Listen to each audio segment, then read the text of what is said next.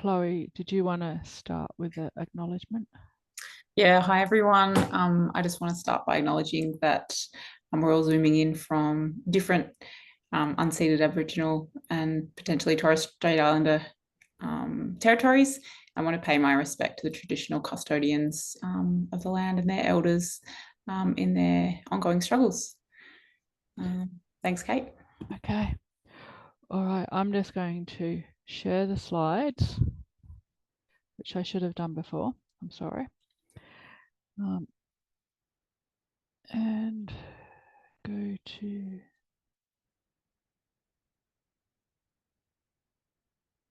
All right, are you able to see my slides?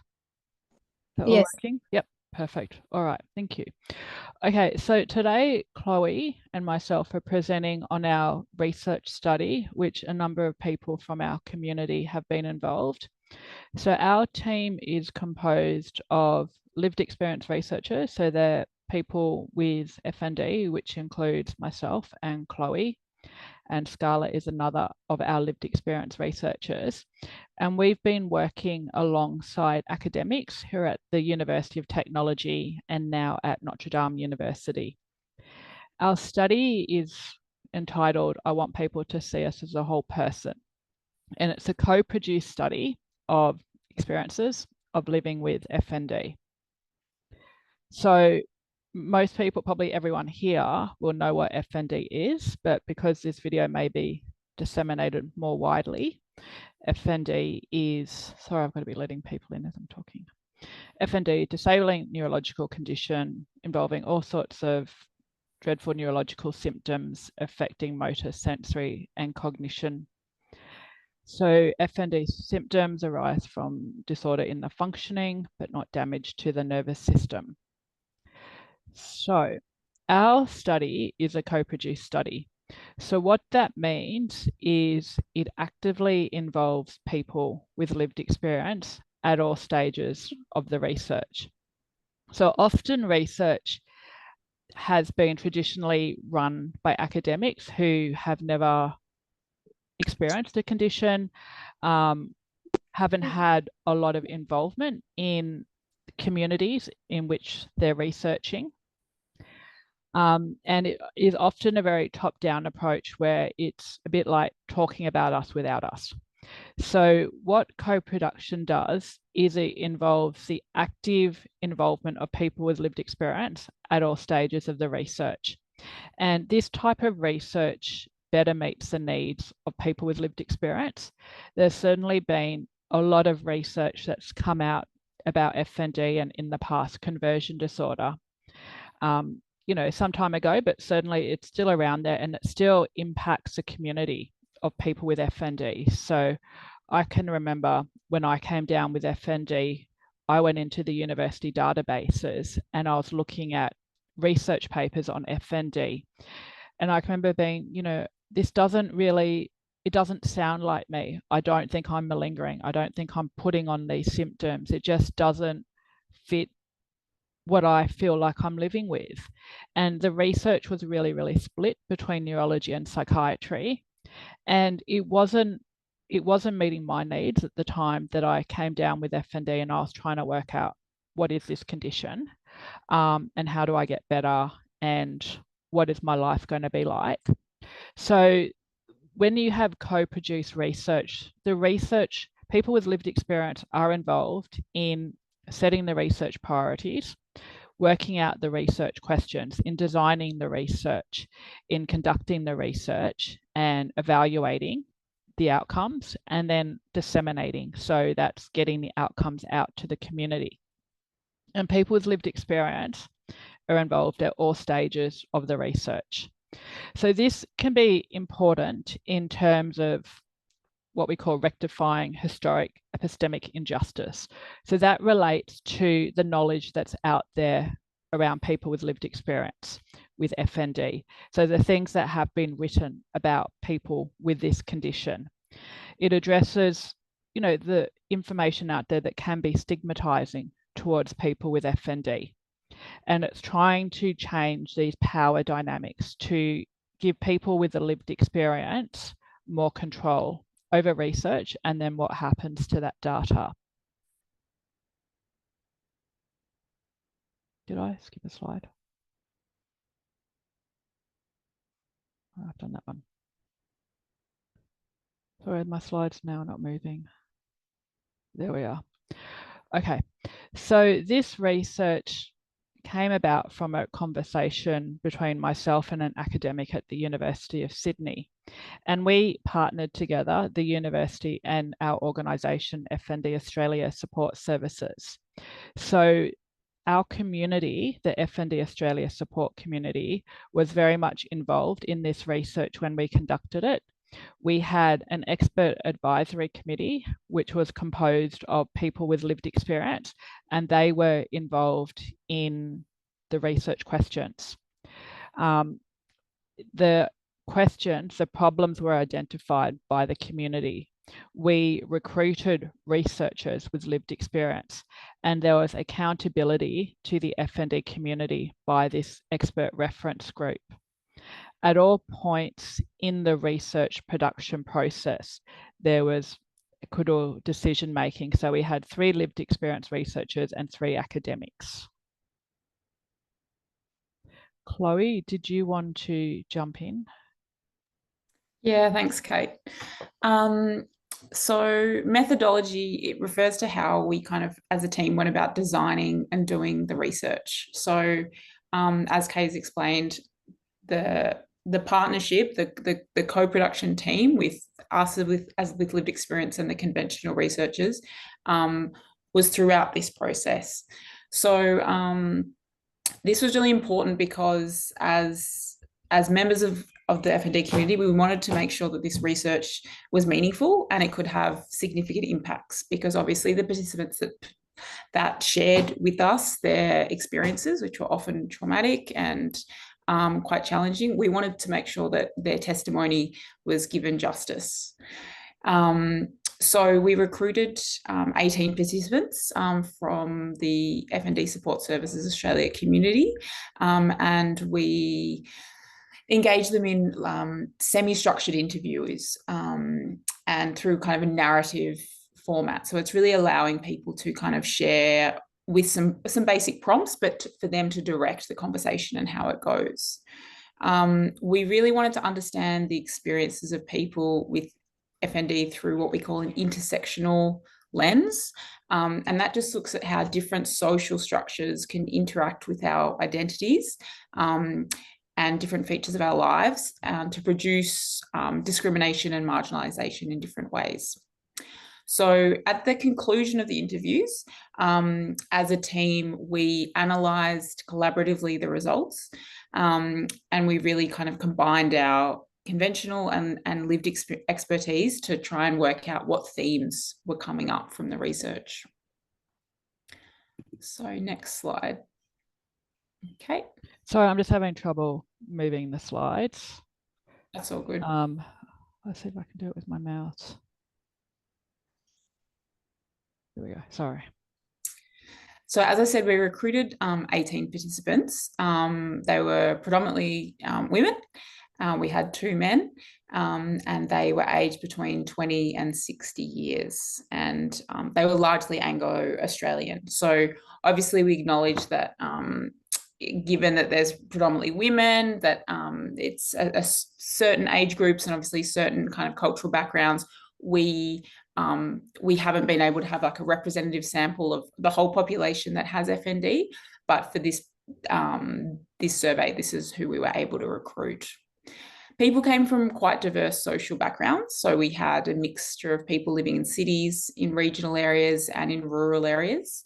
Some people were employed, some people were out of work, other people had insecure employment because of their FND diagnosis, and we had a few students as well. People had different kind of financial support. So some people were able to access private health insurance. Other people were on NDIS or different community or state disability supports, and a few were receiving aged care packages. But other participants were really struggling to get by without any form of formalised financial support. We found that the 2 men that we interviewed had partners who acted as their carers, whereas the female participants tended to have more mixed supports. Sometimes they had partners that were present, others had partners that had left them at the onset of illness, and they themselves were also carers for children and also for aging parents. We also found there was quite a diversity of symptoms amongst the participants. So what was quite common was loss or difficulties with mobility, with speech, balance, concentration, memory, swallowing, breathing, episodes of seizures, dissociation, sensory overwhelm, physical weakness, freezing, tics, gagging, and fatigue. And I think everyone in this Zoom that has a lived experience with FND would probably relate to some or many of those.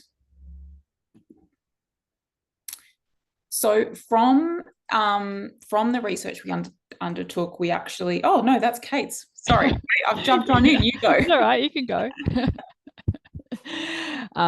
I'll take over with sharing the slides. So people with lived experience will probably understand and relate to a lot of the struggles that we identified in the research. But what has come up and what we'll be producing our papers on is the struggles that people face with FND, the challenges that they live with, the sense of fear. So people had fear for what did their future hold, and also fear around being out in public. So what if I have a symptom when I'm out in public? You know, what will happen? What will people think? The feelings of shame and guilt around what the public perceive when they're having seizures out in public. You know, how are people going to respond? And also this feeling of loss of control of their body. They've got loss of control over what's happening in their life, loss of control over what services they can access, and also this loss of control over their body functions when it's not performing the way that we all want it to do. And the social struggles came out as being really predominant in the research. The sense of poverty, the sense of being dependent on others, the loss of financial independence, the challenges around accessing services, cost of services, the problems around which, you know, historically, FND is all in your head. So this sort of, you know, psychological or those past stigmas has led to the way impacted on the way the family has perceived them, their friends have perceived them, workplaces has perceived them. So a lot of social struggles that people are dealing with in addition to the symptoms of the illness. There are huge losses that people deal with across all areas of life. So inability to maintain their capacity to work, the loss of sense of identity. So a lot of people will have had their sense of identity connected with their work. So I'm a nurse, I'm a doctor, I'm a biochemist. But when you lose your work, you lose your whole sense of identity. The loss of autonomy, the loss of independence. Chloe mentioned it. The loss of relationships. A lot of relationships were breaking down. Relationships within the family, within partners, families not believing people. Loss of their social life. So all the activities that they used to enjoy, no longer able to do it. The change in the family role. So instead of being the carer, they were the one being cared for. The loss of their future plans and loss of confidence. And this separation that people are feeling, this sense of separation between, you know, who I am, my body, myself.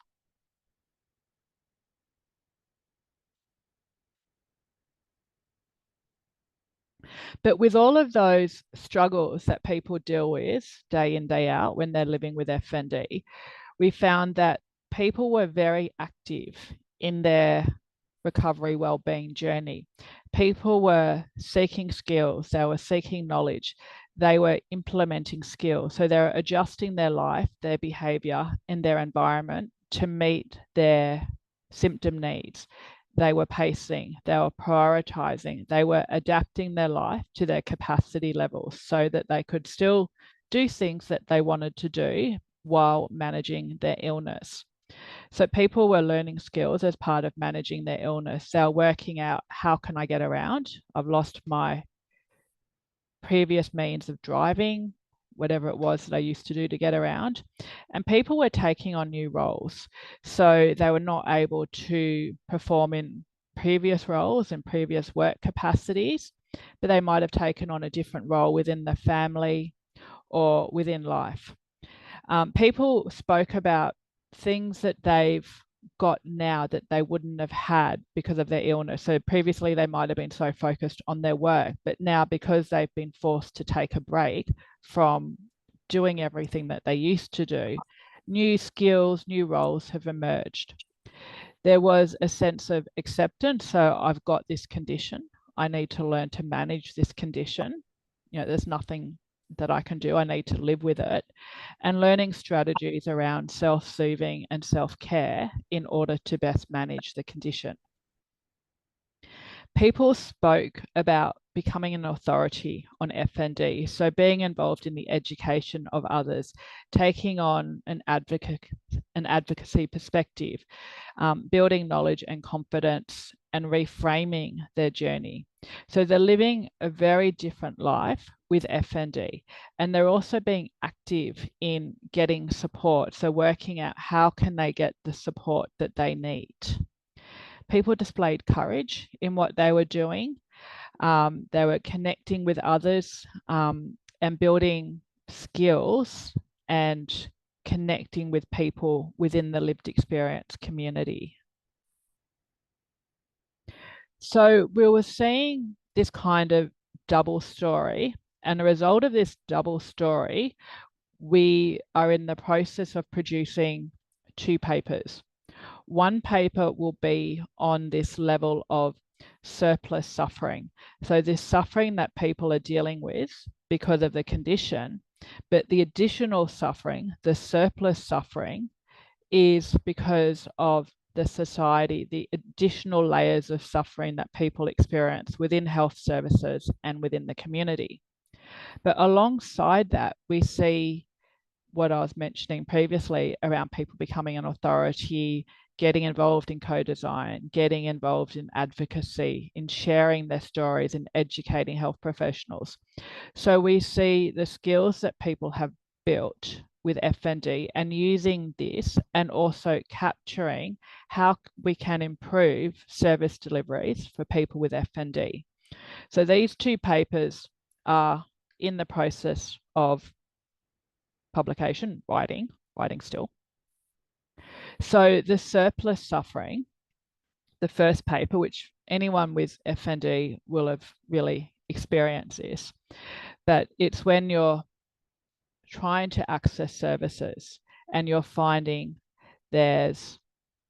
you reach out for support, you reach out for clinical services, and the people you're going to, they don't understand FND. You feel that you're stuck between this diagnosis, this label, and the health system or the disability system. You're falling between system gaps. So FND becomes this little orphan that no one wants to claim and deal with. People are dealing with misdiagnosis, no diagnosis, multiple diagnoses, and trying to make sense of this on their own. This surplus suffering that people are feeling, they're being made to feel like a medical spectacle. They're feeling humiliated. They're left seizing on the floor in a hospital in front of other patients with no support. They're discussed about in front of medical staff and students. And there's this gender stereotyping of FND. It's a women's problem. It's not real. Goes back to the hysteria and the wandering womb.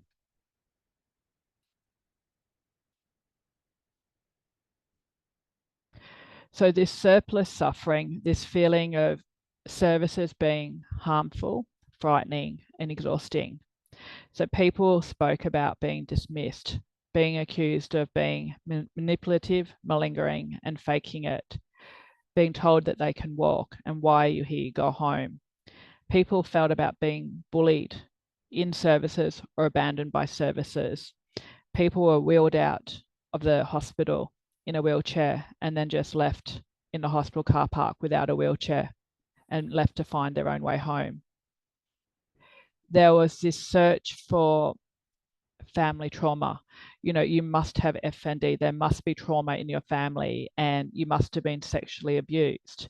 Were you sexually abused by a family member? And that can tear apart a person, harm the family. And there was this sense of exhaustion around having to stand up for yourself, trying to advocate for yourself when you're so unwell. Sometimes you may not even be able to talk, and you're trying to communicate with health services who don't understand there may be a lack of knowledge around FND. And many people were avoiding services, which then leads to reduced care, but also potential risks. So many people will know that you can come down with symptoms which may be FND, but in some cases, people might be dealing with something that's not FND. And that can then lead to risk of missing something, a medical condition that is potentially treatable. So there's a level of inherent danger if people are avoiding services because they're afraid of experiencing harm within services. So Chloe, do you want to talk about how we've identified around strengthening service delivery? So what makes for responsive and knowledgeable FND services? Yeah. Thanks, Kate. I also just wanted to pause after those last few slides because they are really heavy. And I think all of us here on the Zoom that have lived experience have our own, quite often traumatic experience with health services. And sometimes hearing other people's, it can be in some way affirming that we're not the only ones, but it can also feel like additionally heavy because it is something that unfortunately is experienced a lot in our community. So if anyone feels like they want to just hang back in the Zoom at the end of this, if they feel like they need to check in, feel free to do that because it's really heartbreaking, the testimony that we collected. Thankfully, though, we did hear some examples of positive and improving health services. I think one of the key themes were how important and how vital it is when people present to whether it be GP or hospital systems, and they get like pretty responsive, early and accurate diagnosis. And that can really set their recovery and treatment journey up in a really positive way. People talked about the importance of multidisciplinary support. So not just being put in the psychiatry, psychology kind of treatment bag, but also given exposure to allied health assistance. So whether that be in the form of a rehabilitation, inpatient or outpatient, or just connected whilst you're back in the community with allied health services such as OT, physio, speech therapists, social workers. People talked a lot about the benefit of having their symptoms taken seriously and their pain managed, because regardless, I remember, I'm not sure if it was Kate, I feel like it was Kate that mentioned, it doesn't matter how you break your leg, you still need to manage the pain and you need to treat the leg correctly. And so that's what we were hearing a lot from our participants. They also talked about how it was better when there was less of a focus on making a full recovery, because that kind of set expectations quite high that may or may not be realistic depending on that individual's case of FND, but rather focusing on what the positive outcomes were and the progress specific to that person.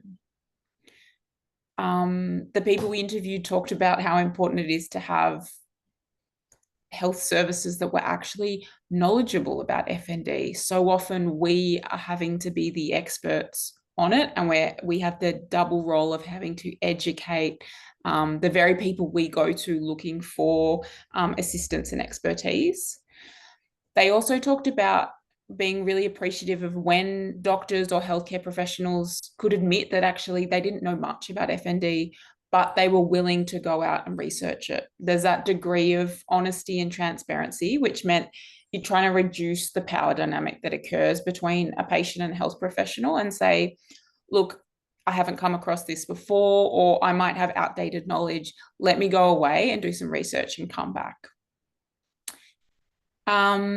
Similarly, the willingness for health professionals to go out and seek expert advice and kind of feedback information just really showed that they were willing to kind of, well, it shouldn't be seen as going above and beyond, but it was a willingness to go, your case deserves me to go out and do some more research. Perhaps they were given, in their training. And thirdly, another theme that we heard was being oriented to the social. So that's to say, really looking at the whole picture in a person's life, not just treating them as, as the opening slide talked about in the name of our research, really treating a person as a whole person that exists within a whole universe. So looking at the other social structures that might be making their symptoms or how they navigate their symptoms harder. So that could be housing, that could be financial, vulnerability. It could be looking at what their family and support networks look at.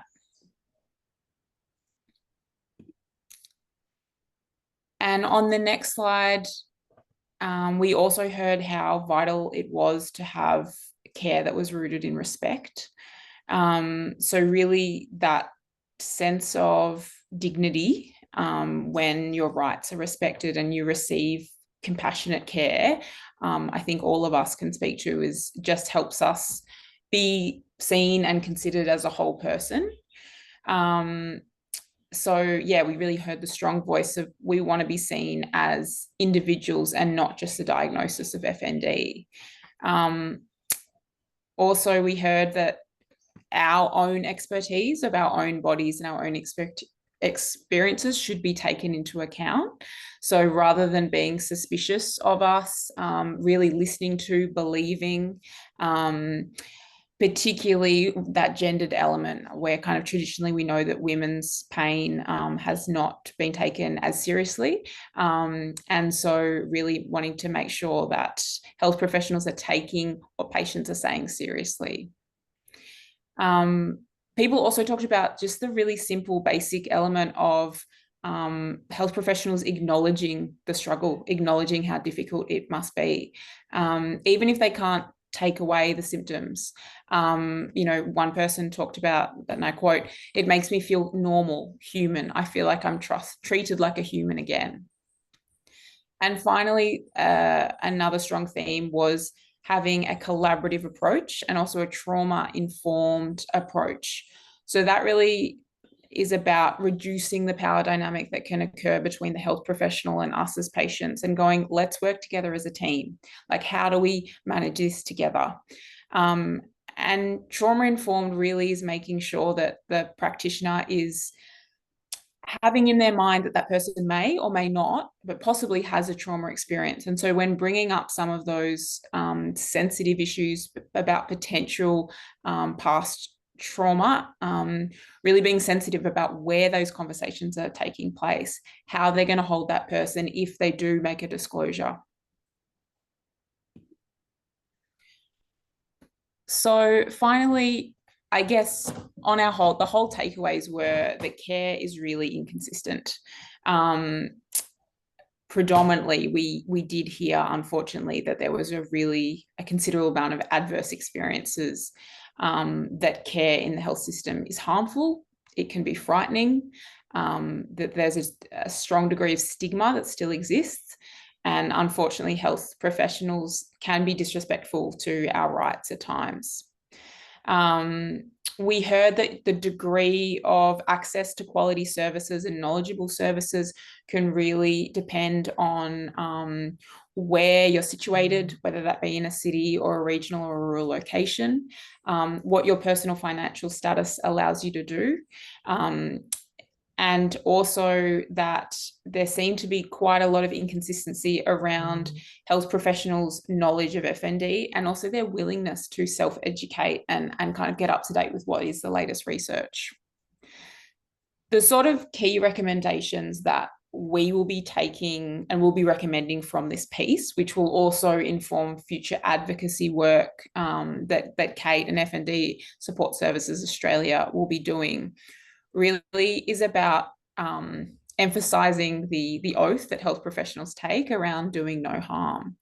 So that's respecting our rights. That's making sure that we are respected, we are given compassionate care, and we are provided with access to services with dignity. Another key message is the role of co-production. So making sure that people living with FND are not just brought in to consult with, but are there from the very beginning to make sure that we are co-designing, whether it's research, whether it's services, whether it's literature talking about us. We need to be in the room because no one knows our experiences better than us.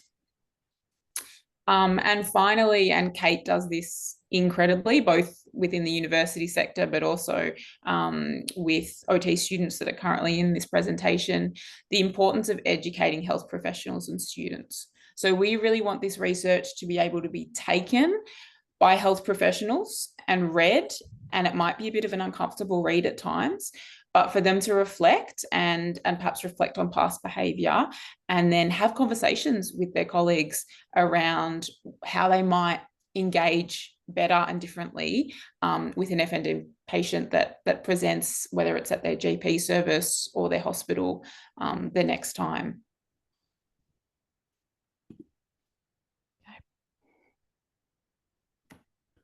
So thank you, Chloe.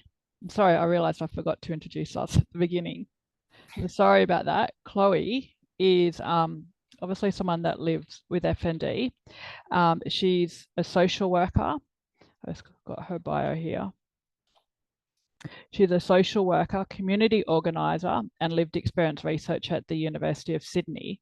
And she's interested in using her lived experience of FND to explore intersecting webs of gender, disability, and colonisation.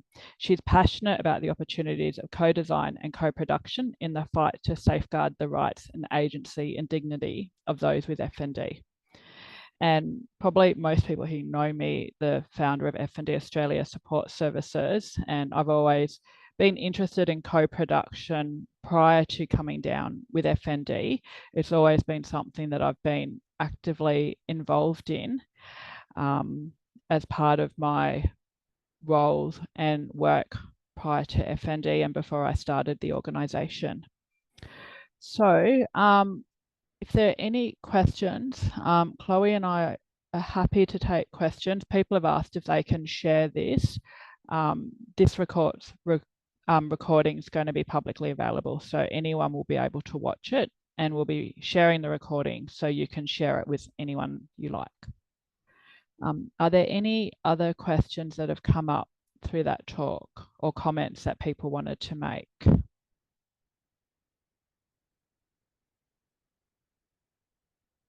No.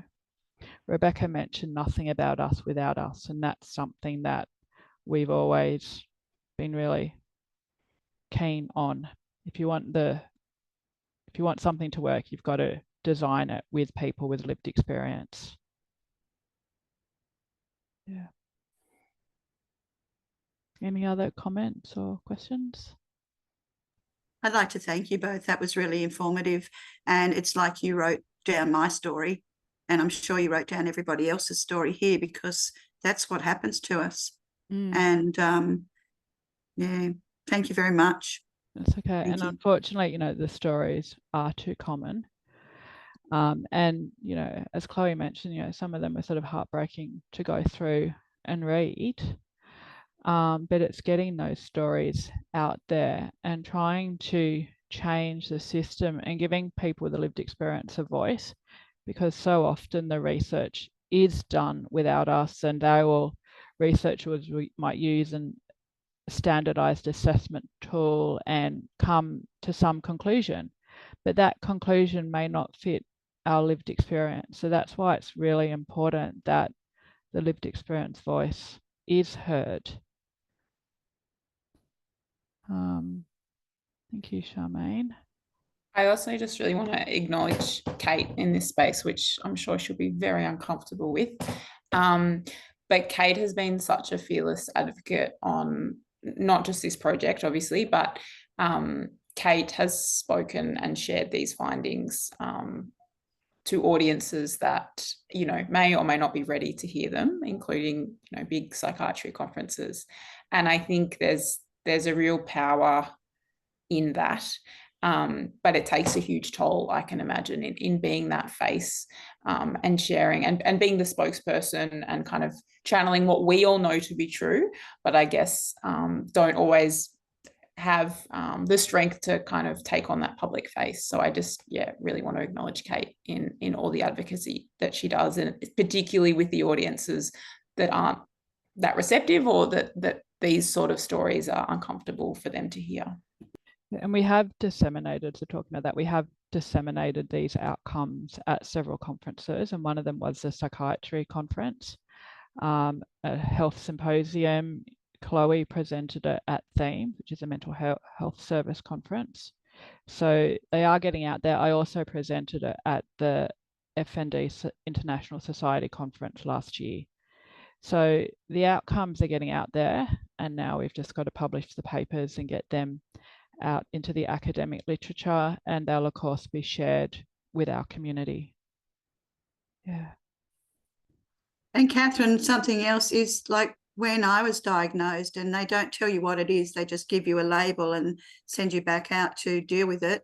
And like I found FND Australia straight up and was given the files, and then all of a sudden you find out what's going on. So if there was an FND Australia, I wouldn't have any clue. I would still think that I was going crazy. Everyone else would think I was going crazy. My reaction to it was really horrific, because I just thought I'd lost my mind, because all of a sudden my brain didn't work, but no one believed me. And to be able to read everything that was in there, and I haven't read it all, and I don't remember most of it anyway, so you can always go back and keep looking at those files, see those files and have them. Thank you so much. Because okay. I think some of us wouldn't be here. It's really hard to make it through those times when no one believes you, and you turn up at a hospital and they throw you out, thank you so much. And that was sort of where I started with the organisation, was when I found my label. I didn't know what it was. I'd never heard of it. And there wasn't any information out there. There wasn't organisations to go to or Australian support groups at the time. So I had to go into the university databases, and that's where I'm like, this literature is not making sense to me, because I'm reading the psychiatry literature and it's telling me, that I'm malingering, and it's telling me that there's secondary gain. I'm like, there really isn't. This is not what I want. I want to go to dancing. I want to go to my gym classes. I don't want to be not able to walk and work. So to me, that didn't resonate with my experience at all. And then I went to the neurology literature, and that was really focused on the brain and what's going wrong in the brain. I'm like, well, this is telling me that there's something there. There's something wrong with the brain. And the two domains were not, they didn't combine, like they just didn't make sense together. And I'm like, but how do I get better? Like, what do we do now? I've got a label. This neurology tells me there's stuff wrong in the brain. This psychiatry is alluding to, conversion, secondary gain, etc. I'm like, this does not make any sense to me. And I had nowhere to go. So that was sort of where the organisation stemmed from. And it's just grown and grown and grown, to the point now that we are, a number of these people in the room have been involved in educating students through the lived experience. And the students that we bring on now, when they start their education, they start by hearing the voice of lived experience before anything else. So it's elevating the voice of lived experience, and that voice of lived experience does matter. It's not necessarily, it's not always the clinical doctor that will have the answer. It's the people with the lived experience who've had to build all these skills and resources and knowledge. So in the paper that we produce is around what skills and knowledge has the person used in terms of living well as they can with this condition. Yeah. All right. There's just something here. I just want to read this. Self-advocacy is hard. Yep. How do we bridge the gap? Even generally speaking, people, let alone, sorry for the text. So someone said self-advocacy is hard. self-advocacy is really hard. So if you're talking about going into hospitals or with health professionals, where is, you got your camera off. Taking in information, if you're talking about going into hospital and trying to advocate for your health needs within hospital, it is hard. And certainly, you know, some of the documents that we've got, that seizure management plan, I mean, I developed the original version of that because of my experiences with ambulance. You know, when I couldn't communicate because I had no voice and I couldn't move and I couldn't open my eyes, the ambulance, I could hear what they're saying. But having a piece of paper that they can just pick up and then they can read and they can understand and know what to do. So we've now got our FND Oz app, so everyone can put a management plan on their phone. They can have a management plan in a folder that they, or a piece of paper that they take with them, or some people wear it around their neck in their lanyards. So taking in information, having people with you, because especially if you can't talk when you've got FND, when you're in a flare, having a supportive person with you is really helpful. Someone who can say what they've observed. Rachel, you have your hand up. Kate, is this the research and presentation that won an award Yeah. when it was presented somewhere? Do you want to Yeah. talk about that? Oh, okay.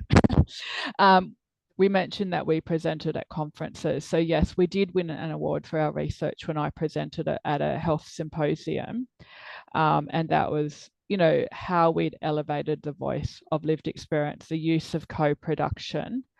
The research did win the award at that research symposium, which was exciting, especially as I went over time and didn't realize that there were bells being rung telling me to be quiet, but I kept going. So we won the award. So, yeah. Any other comments, questions? No. And you know, when the papers are published, they will be shared within our community and you'll be able to download them and take them to health professionals as well. And what we do want is we want the outcomes of the research, one, to improve health services, but also the other paper around what do people find is helpful in their recovery? What are the skills that they've learned in their recovery to help people, guide people on their well-being journey? Because that kind of information was not always there. It's often that top-down process, not so much what do the community of people who live with this condition every day, what do they say is helpful in there? And, you know, there's this talk around recovery journey, well-being. A lot of people with FND don't formally recover. They have to live with this condition. So what do they do to help them live well with this condition? Yeah, so there'll be a paper for that, which will be really targeted to people living with a condition. And the other thing we're wanting to do is, like, academic journals and articles are really inaccessible to a lot of people, and we're wanting to make sure that we translate the research in different ways that mean that you don't have to have had any academic background to be able to understand what comes of it. So we're looking at kind of producing it in whether that be through diagrams, you know, more accessible ways, because that's how we get the word out to community. And it's really important that everyone has access to this information. Yeah, so that knowledge dissemination is really important, and making sure, I mean, this research came about because people in our community contributed their lived experience voice. So they need to know what has come. You know, the research, the time that I gave the researchers was valuable, and it is going to make a difference, hopefully, in the way that people are treated in care and also access to services. And that's what I remember thinking when I came down and I'm with FND and I'm searching research databases at university. Other people don't even have access to these papers. If you don't work in the academic setting, you don't have access to these research journals. And if you haven't worked in medical research and trained at university, you're more than likely not going to understand academic journals. So we do want to make sure that we can get this research to the people who will benefit from it. Yeah.